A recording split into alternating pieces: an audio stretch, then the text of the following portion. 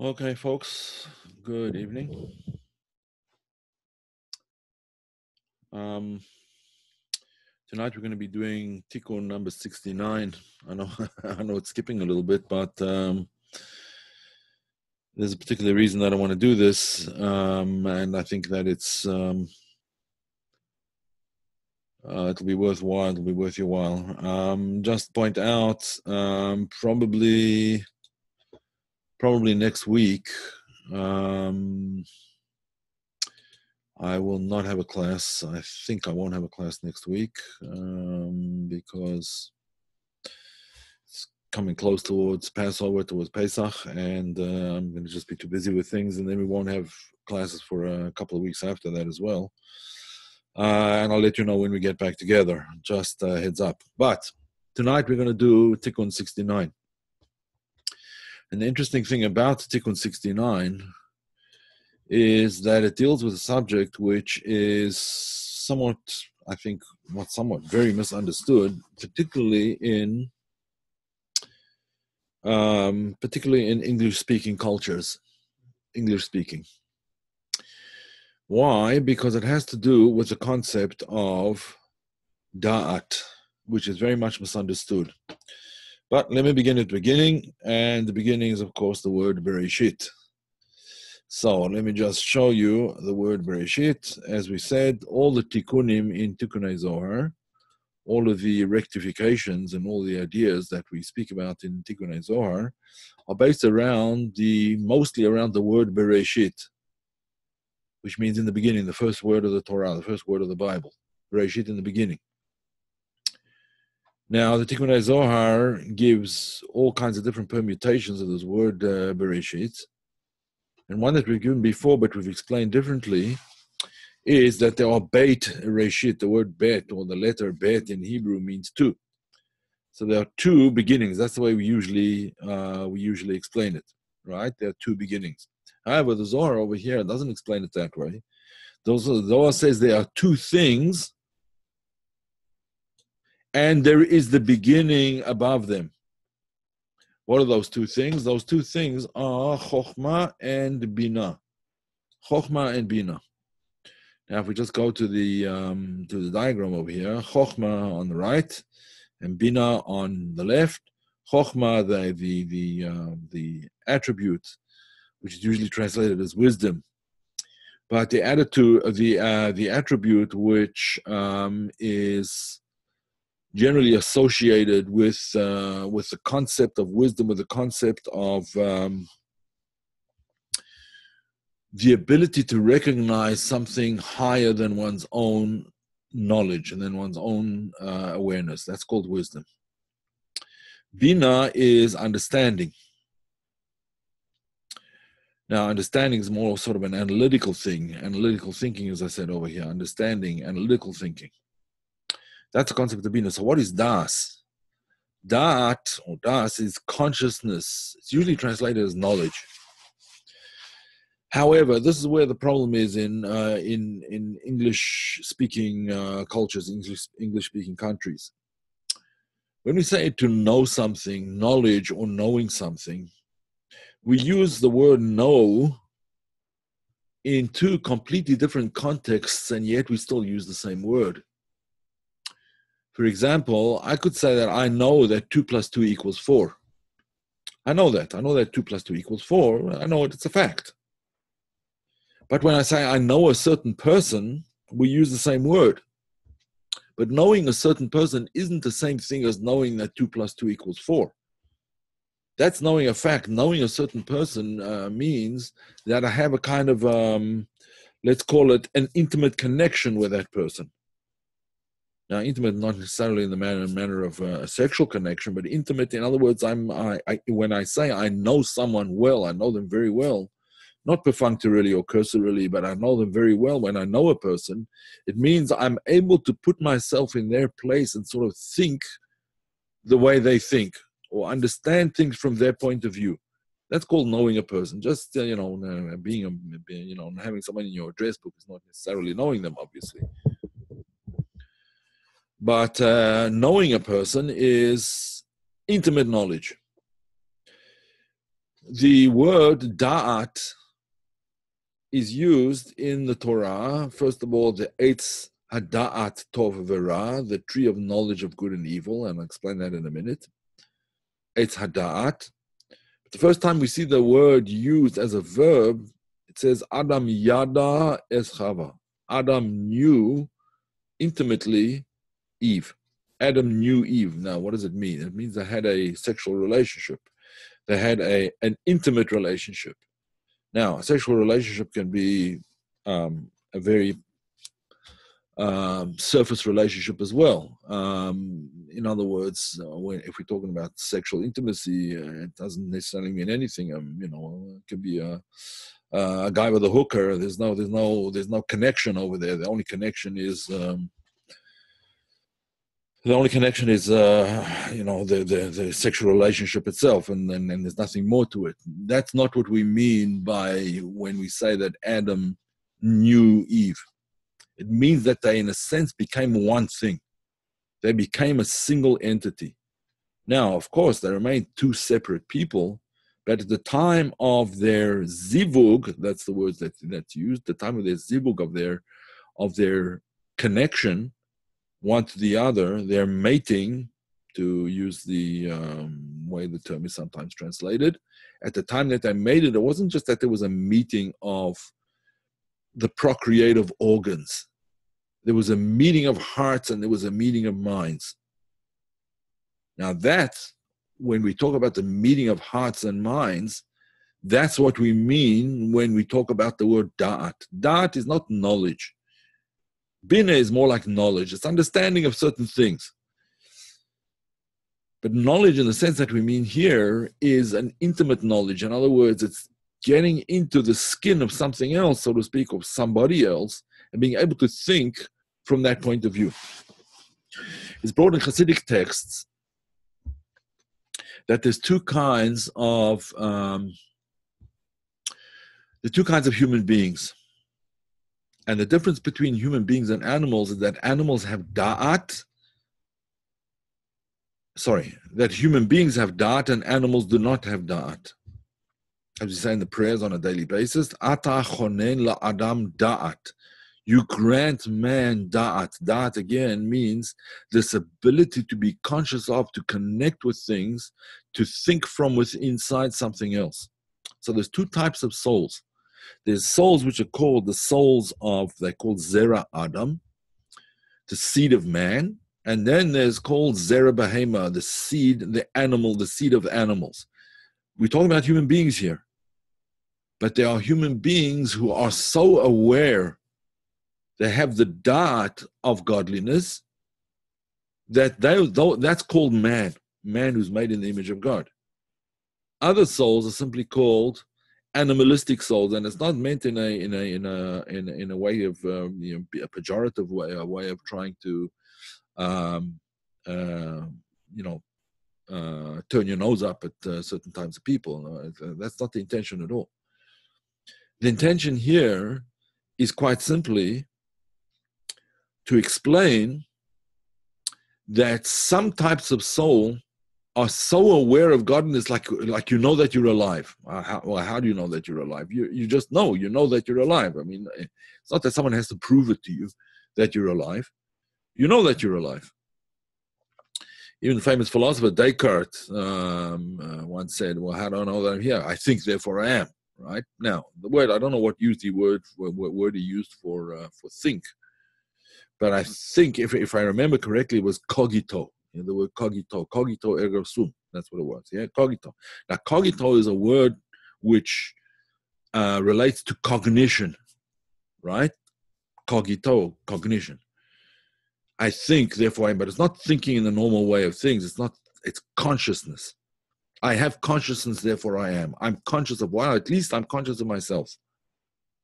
So just as a person is aware of that they exist, they're aware of their own life force, there are certain people that are so aware of godliness that it's as if they're feeling their own life. Like we can feel our life force, that we're alive and we're here. There are saintly, holy people who can feel godliness in the same way. They have absolutely no question about it. They're completely aware of it. That's called Zera Adam. That's a human, that's the seed of man. Whereas Zera Behema, those who have the animal souls, so to speak, or primarily animal souls, are those who simply are aware of the world around them, or can be conscious of the world around them, but then and conscious of themselves, but they're not conscious of that higher force. At least they have to work on it. They're not conscious of it automatically. They have to work on it, put tremendous work into getting that awareness. So when the Zohar says Beit Reshit, what the Zohar means in this particular case, what the Tikunei Zohar means in this particular case is that there's two things which have their Reshit. There are two things, Chochmah and Bina, which have their Reshit, their source, their beginning. The beginning is really Daat, because Daat can be, as we know, when Daat is counted, Keter is not counted, and when Keter is counted, Daat is not counted. What's the difference between them? When Daat is in a Kli, when the force of Daat is in a vessel, in other words, it's limited to self-consciousness, then we count Daat. But when Daat is not limited to vessels, when it transcends vessels, it's awareness of godliness, it's God consciousness, so to speak, that's called Keter. So Daat and Keter are really the same thing, or Daat Elyon, the upper Daat, the higher Daat, and Daat El Tachton, the lower Daat. Daat Elyon combines Chochmah and Bina. It's the beginning of Chochmah and Bina. It's where Chochmah and Bina come from. Daat Tachton brings Chochmah and Bina into the emotional qualities, of kindness, might, awe, etc., Chesed, Gvura, Tiferet, and so on and so forth. That is the connector. It either connects Chochmah and Bina to the emotions, it connects the intellect to the emotions, or that connects Chochmah and Bina themselves, in which case it's called, to distinguish it from regular Daat, is called Keter, or Daat Elyon, the higher Daat. Okay, so this is what the Zohar says, that the word Bereshit, Beit Reshit, talks about Daat as being an experiential thing, living it and not just knowing about it.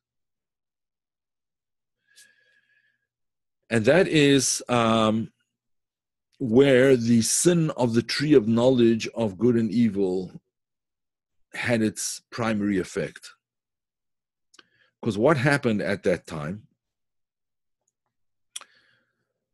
she saw, Eve, Chava, saw that the fruit was good to eat, the tree was good to eat, the fruit of the tree was good to eat. And the Zohar explains that this is the concept of Hargosha. She wanted to feel something. She wanted to feel it. She wanted to be aware of it, have an inner sense of what that was all about. And Adam followed suit. Now the problem is, nothing wrong with having an inner awareness of things and coming into contact with things.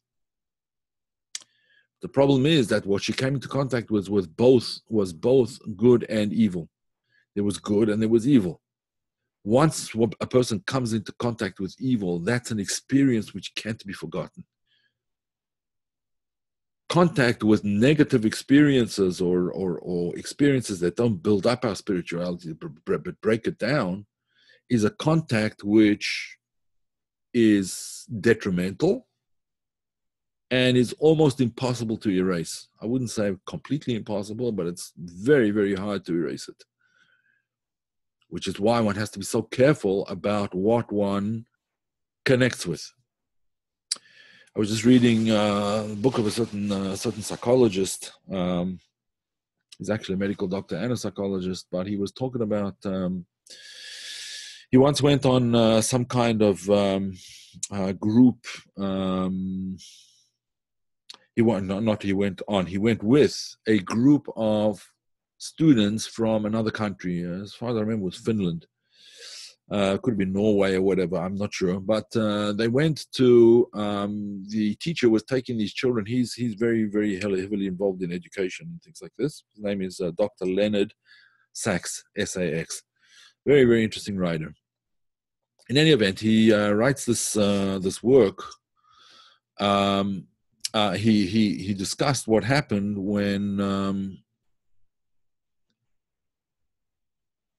Oh, sorry, I didn't see your message in the chat. Okay, I'll write that in. Just give me a second. It would be called Zera Adam and Zera Behema. All right, if you want in Hebrew, that would be Zera Adam Zera Behema. Okay, there you go. Okay. Oh, did I? Oh, sorry, I put that. I should have put it to everyone. 1 second. Let me just copy that, and I will put it again to everybody. Okay, there you go. All right. So we're talking about Dr. Leonard Sachs. He once went. He was trying to understand why it is that kids in Finnish schools from Finland really excel the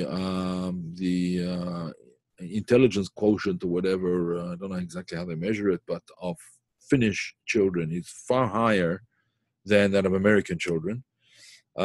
Finland always, for years and years, has taken first place in educational achievement, and America is somewhere like 25. So he was trying to find out. He was trying to understand why is it that that Finland has these has this tremendous record of really, coming to tremendous.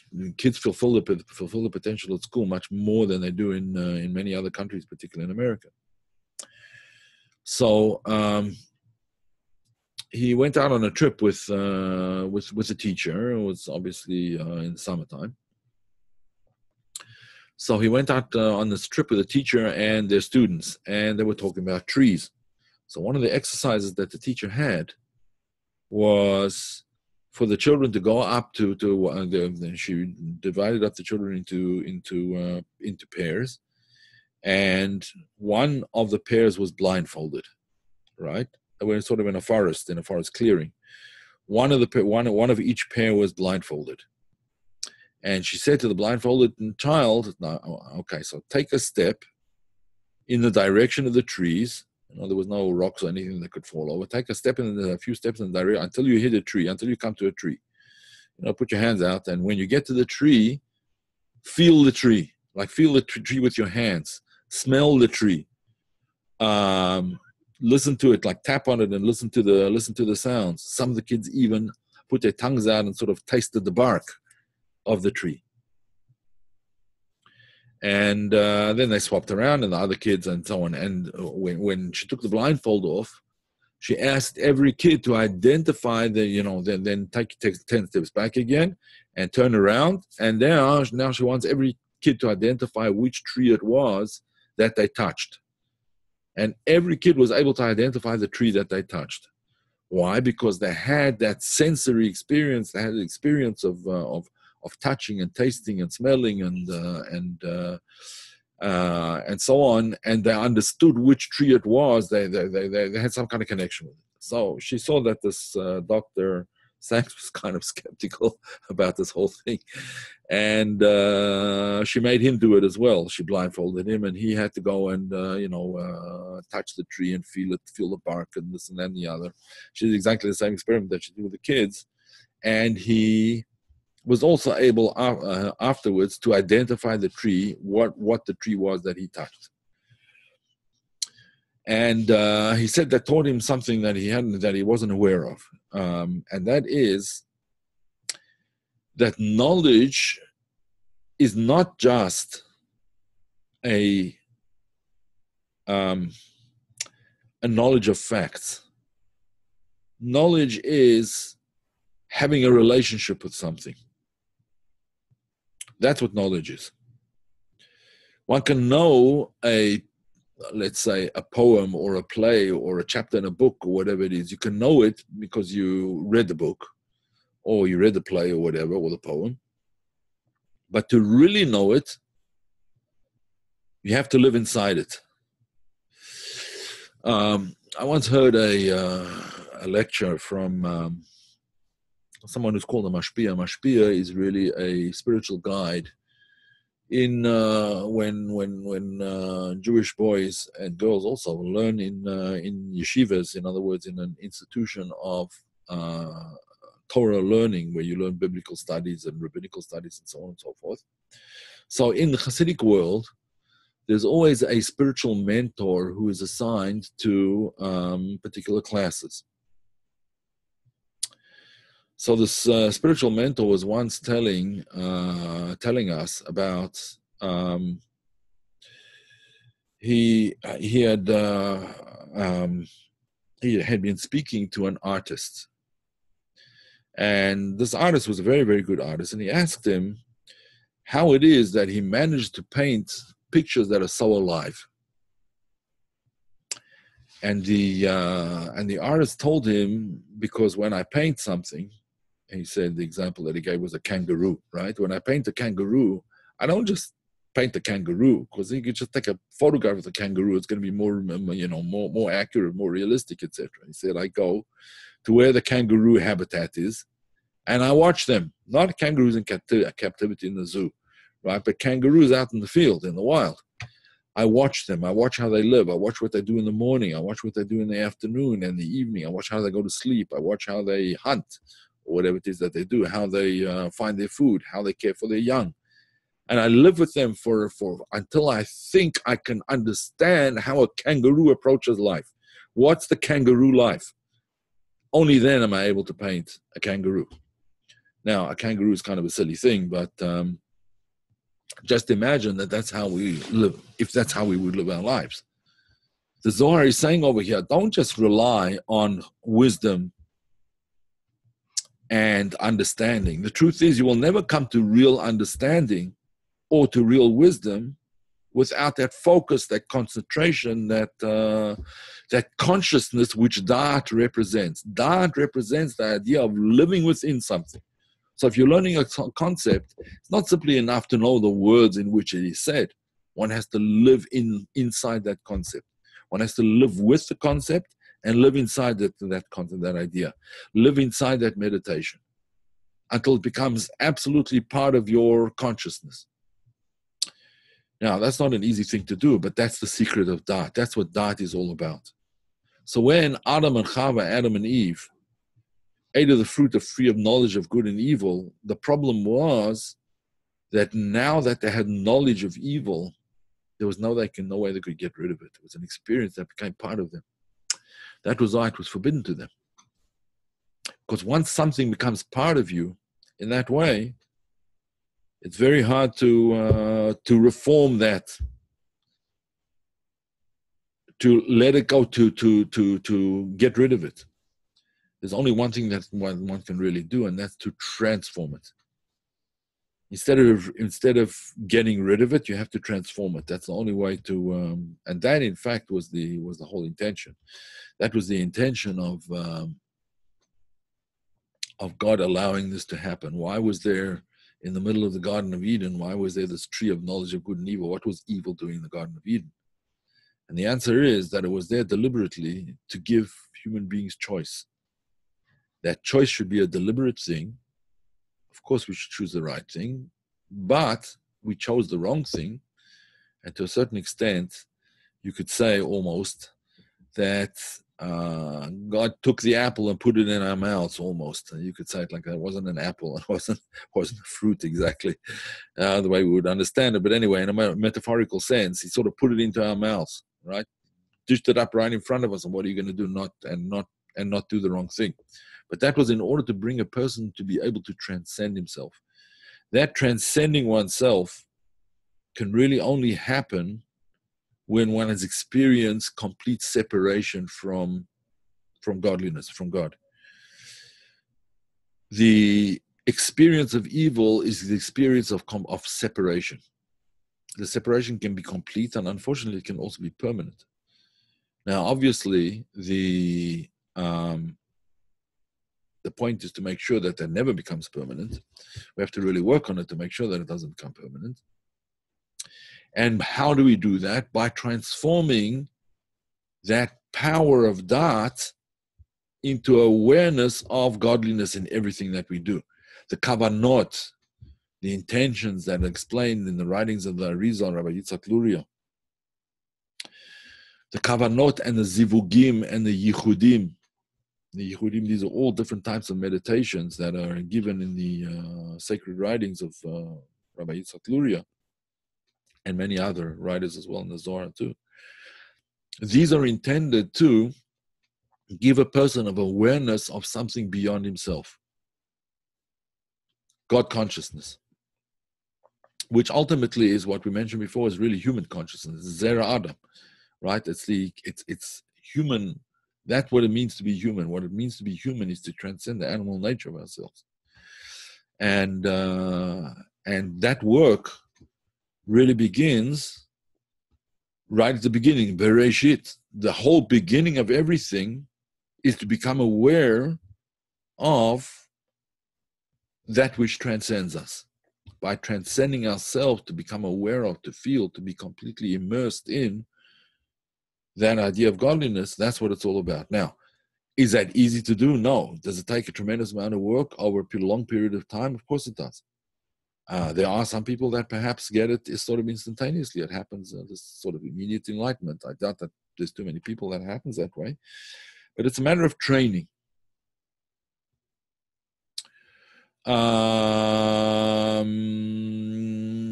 Okay, so Terry asks, when our brain is brain in OxyContin, we connect to the deepest, most loving levels, and I wonder if there's a biological substrate to Da'at. The biological substrate to Da'at is actually the medulla oblongata. Actually, that's where it is. That's where it's formed. But that's talking about Da'at Tachton, the lower Da'at, the Da'at that connects Chokhmah and Bina. There's two hemispheres of the brain, right? And then there's the medulla in the back. That's the lower Da'at. The upper Da'at is actually said to be placed in, I don't know what it's called in biology or in medicine, but there is above the membrane which surrounds the brain, above the membrane and between the membrane and the skull, there's a little sort of hollow, there's a gap. It's kind of a hollow area. And that area is said to be where the concept of, in a physical sense, where Da'at Elyon comes in. Now, if you take a scalpel and cut away that part of the skull or whatever it is, and you won't find anything there. There might be liquid there, I don't know, but there's no actual part of the brain which is there. But it's without that pressure, without that sort of little gap and that pressure between the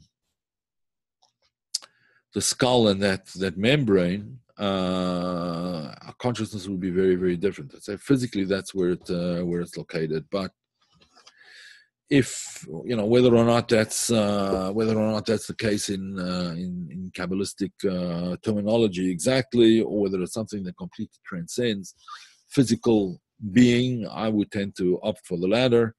But that's what some of the Kabbalists, how they kind of explain it. So to answer that question, so the biological substrate to Da'at would be that. Now, when the brain is bathed in OxyContin, oxytocin rather, yeah.